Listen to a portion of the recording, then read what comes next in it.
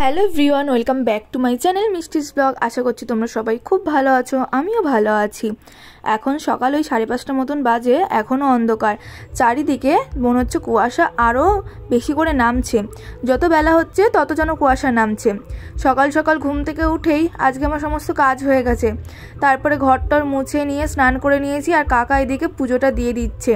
আজকে কাকা, দাদু, ঠাম্মা ওরাও চলে যাবে, আর আমি এখানে রেডিও হয়ে গেছি। আমাদের ট্রেন আছে 8:30-তে, তো এখন বাজে ওই 7টা মতন। স্নান টান করে একেবারে রেডি হয়ে নিলাম। মা তো কালকেই চলে গেছে, আর আজকে গোপালটা ঠাকমা নিয়েই যাবে সাথে করে। দেখো ঠাকুরের আসনটা কেমন যেন ফাঁকা ফাঁকা হয়ে গেছে। গোপালটা এতদিন ছিল, কত ভালো লাগছিল। এই যে ওর বাক্সের মধ্যে ঢুকে গিয়েছে। এবারে আমাদের ব্যাগপত্রগুলোও সব বাইরে নিয়ে রাখা হয়েছে। আর একটু পরেই আমরা বেরিয়ে যাব। 8:30টায় ট্রেন, আমরা এখান থেকে ওই 7:45 নাগাদ বেরিয়ে যাব। তো সেই কারণে ব্যাগপত্র সব বাইরে এনে রাখলাম। অনেক ব্যাগপত্র হয়েছে, ঠাম্মা যেহেতু অনেক দিনই ছিল, তো সেই কারণে প্রচুর ব্যাগপত্র হয়ে গেছে। এদিকে দেখো আমিও রেডি হয়ে গেছি। বেশি কিছু না, সামান্য একটু লিপস্টিক পরেছি আর চুলটাকে একদম খোপা করে বেঁধে নিয়েছি, কারণ রাস্তাতে প্রচুর ধুলোবালি। আর বাইরে এখানে ব্যাগপত্র বার করে গেটেও তালা দিয়ে দিয়েছি। পাপা আর ভাই যাবে, ওরা বেলায় যাবে, ওই 1টা-1:30 নাগাদ যাবে। তারপরে আমি ঠাম্মা দাদুকে রানাঘাটে নামিয়ে তারপরে আমি চলে এলাম শিমুরালিতে। তো এই দেখো চলে এসেছি। ওই যে সামনে প্যান্ডেল করা রয়েছে, ওই বাড়িতেই যাব।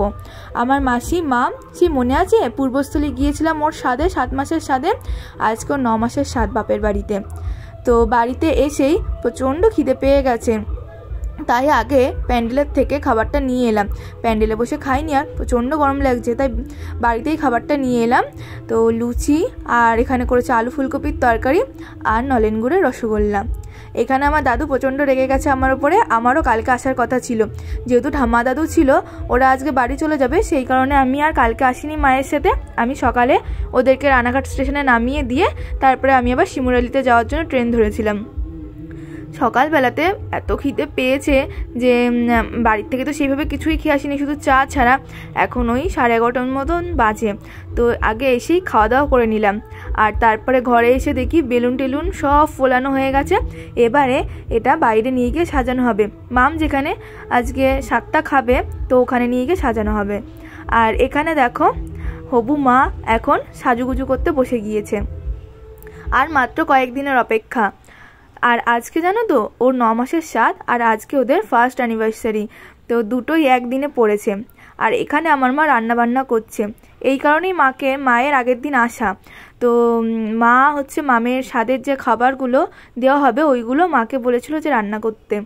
ওখানে এখন চিংড়ি মাছ ভাজছে, এখানে মাছ, ডাল, পায়েস, ভাজা সব কিছু হয়ে গেছে, পনির। আর আমি এবারে ঘরে গিয়েছি ফুল টুলগুলো একটু চিকাবো। ফুল দিয়ে ও যে ভাতটা দেওয়া হবে, ভাতের থালা, ওগুলোতে ফুল দিয়ে সুন্দর করে চারি সাইড দিয়ে সাজানো হবে। সেই কারণে বেশ কিছু গাঁদা ফুল এনেছে, হলুদ গাঁদা আর গোলাপ ফুল নিয়ে এসেছে। তো এখন এগুলো আমি চিকিয়ে দেবো। যেহেতু অনেকটাই টাইম হয়ে গেল, প্রায় 12টা বাজতে যায়, আর 12টার মধ্যে ওকে খেতে দিতে হবে, কারণ এই সময়টা নাকি ভালো, 12টার সময়টা। তো সেই কারণে তাড়াহুড়ো লেগে গিয়েছে। মায়ের তো ওদিকে রান্নাবান্না হয়ে গেছে মোটামুটি, আর এদিকে আমার ফুলগুলোও চিকানো হয়ে গেছে, কিন্তু এখনও সাজানো হয়নি। সেই কারণে ওর নিয়মটা আগে, মানে আশীর্বাদ আর পায়েস খাওয়ানোটা আগে করে দেবে, দিয়ে তারপরে খাবারটা সাজানো হবে।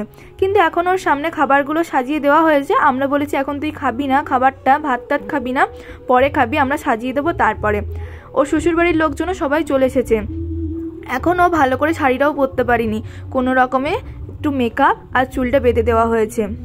তারপরে আবার ভালো করে ওর শাড়ি টাড়ি পরে নিয়েছে, আর আমরা এদিকে ওর খাবারটাও সুন্দর করে সাজিয়ে দিয়েছি। আজকে মেনুতে কিন্তু অনেক কিছু ছিল। ভাত ছিল, 5 রকম ভাজা ছিল। 5 রকম ভাজার মধ্যে ছিল শাক ভাজা, কুমড়ো ভাজা, শিম ভাজা, পটল ভাজা, আর ছিল বিনস ডাল, আর হচ্ছে ছিল মাছ, কাতলা মাছ, চিংড়ি মাছ ছিল, পনিরের একটা তরকারি ছিল, পায়েস ছিল, তারপরে চাটনি, পাঁপড়, নরকম মিষ্টি, দই, সব কিছুই ছিল। সব দিয়ে সাজানো হয়ে গেছে গাঁদা ফুলগুলো দিয়ে। এবারে গোলাপগুলো এইভাবে দিয়ে সাজিয়ে দিচ্ছি। আমি আর আমার একটা মামি দুজনে মিলে এগুলো সাজিয়ে দিলাম।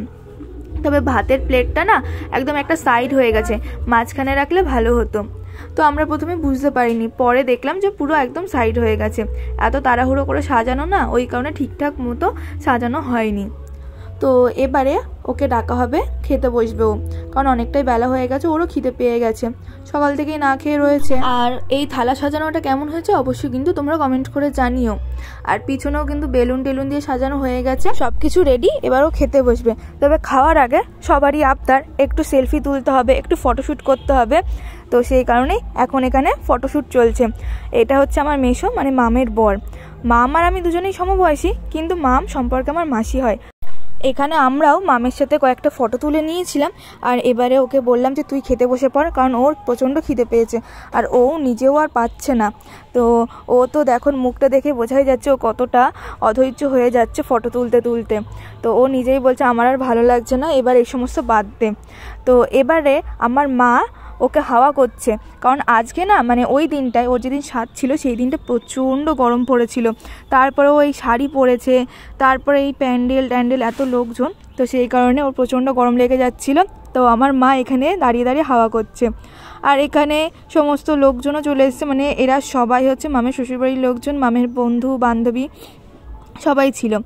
তো ওখানে ও খাওয়া দাওয়া করছিল, আর ওর খাবার তো শেষে আমিই খাই প্রত্যেকবারই, আগের বারও তাই খেয়েছিলাম ওর শ্বশুরবাড়িতে। আর দুপুরবেলাতেও আমাদেরও সেম মেনু ছিল সবার জন্যই। আর এবারে খাওয়া দাওয়া করে আমরা বিকালের দিকে একটু বেরিয়েছিলাম ঘুরতে। এটা হচ্ছে আমার বড় মেসো, মানে হচ্ছে মামের দিদি, পূজা মাসির বর। তো আমি, বাবন মেসো, এদিকে কোয়েল, মৌলি, আরেকজনও ছিল, আরেকটা দাদাও ছিল। তো আমরা 5 জন মিলে বেরিয়েছিলাম একটু ঘুরতে, চাকদায় গিয়েছিলাম। তো এখন আমরা চাকদার থেকে বাড়িতেই ফিরছি। আর আজকে ব্লগটা তোমাদের কেমন লাগলো অবশ্যই কিন্তু কমেন্ট করে জানিও। ভালো লাগলে লাইক করো, শেয়ার করো। আর যারা নতুন আছো আমার চ্যানেলে, এখন আমার চ্যানেলটা সাবস্ক্রাইব করোনি, তারা কিন্তু আমার চ্যানেলটা সাবস্ক্রাইব করে দিও। আবার দেখা হবে খুব তাড়াতাড়ি। সবাই ভালো থেকো, সুস্থ থেকো আর সাবধানে থেকো।